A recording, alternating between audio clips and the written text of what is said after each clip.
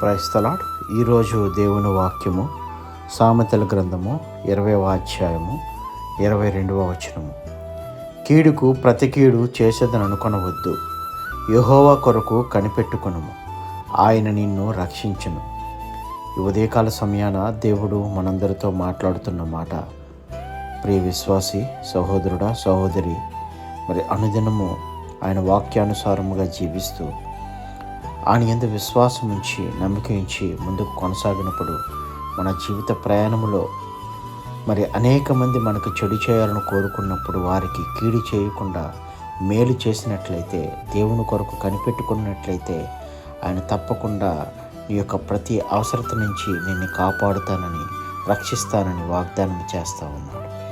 ఈ వాగ్దానం మనందరి జీవితాలలో నెరవేరబడును గాక. ఆమెన్. God bless you.